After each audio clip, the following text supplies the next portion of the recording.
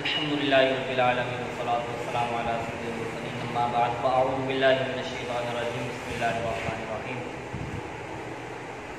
آج انشاءاللہ عز و جل سورہ فاتحہ کی آیت نمبر 2 اور اس کا ترجمہ اور تفسیر سماعت کریں گے۔ الرحمن الرحیم، ترجمہ بہت مہربان رحمت والا ہے۔ الرحمن اس کا معنی ہے بہت مہربان۔ تفسیر، رحمان اور رحیم اللہ تعالیٰ کے دو صفاتی نام۔ رحمان کا معنی ہے نعمت عطا کرنے والی وہ ذات جو بہت زیادہ رحم فرمائے، اور رحیم کا معنی ہے بہت زیادہ رحمت فرمانے والا۔ یاد رہے کہ حقیقی طور پر نعمت عطا فرمانے والی ذات اللہ تعالیٰ کی ہے۔ وہی تنہا ذات ہے جو اپنی رحمت کا بدلہ طلب نہیں فرماتی۔ ہر چھوٹی بڑی ظاہری، باطنی، جسمانی، روحانی، دنیاوی، اخروی نعمت اللہ تعالیٰ ہی عطا فرماتا ہے، اور دنیا میں جس شخص تک جو نعمت پہنچتی ہے وہ اللہ تعالیٰ کی رحمت ہی سے پہنچتی ہے، کیونکہ کسی کے دل میں رحم کا جذبہ پیدا کرنا، رحم کرنے پر قدرت دینا، نعمت کو وجود میں لانا، دوسرے کا اس نعمت سے فائدہ اٹھانا اور فائدہ اٹھانے کے لیے اعضاء کی سلامتی عطا کرنا، یہ سب اللہ تعالیٰ کی طرف سے ہی ہے۔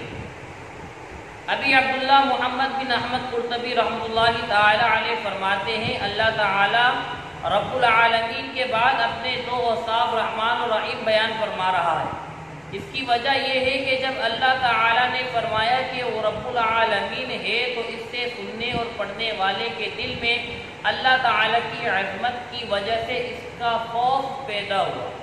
تو اس کے ساتھ ہی اللہ تعالیٰ کے دو اوصاف رحمان اور رحیم ذکر کر دیے گئے کہ جن کے ذمن میں اللہ تعالیٰ کی اطاعت کرنے کی ترغیب ہے، یوں ترغیب اور ترغیب دونوں کا بیان ہو گیا، تاکہ بندہ اللہ تعالیٰ کی اطاعت کرنے کی طرف اچھی طرح راغب ہو اور اس کی نافرمانی کرنے سے رکنے کی خوب کوشش کرے۔ لہذا ہر مسلمان کو چاہیے کہ وہ امید اور خوف کے درمیان رہے اور اللہ تعالیٰ کی رحمت کی وسعت دیکھ کر گناہوں پر بے باک نہ ہو، اور نہ ہی اللہ تعالیٰ کے عذاب کی شدت دیکھ کر اس کی رحمت سے مایوس ہو۔ رحمان اور رحیم عام طور پر بندوں کے نام بھی رکھ دیے جاتے ہیں۔ آئیے رحمان اور رحیم کہنے کے بارے میں شرعی حکم سنتے ہیں۔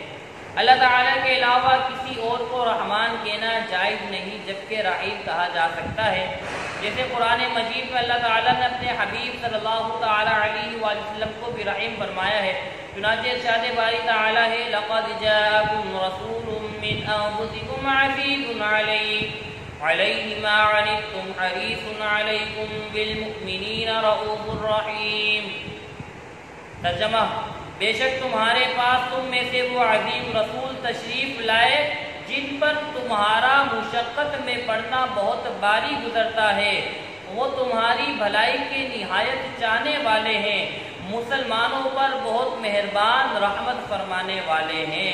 تو چنانچہ اس آیت میں حضور علیہ السلام کو رحیم کہا گیا، اس سے معلوم ہوا کہ رحمان کہنا جائز نہیں، جبکہ رحیم کہا جا سکتا ہے۔ صلو علی الحبیب صلی اللہ تعالی علی محمد صلی اللہ تعالی علیہ وسلم۔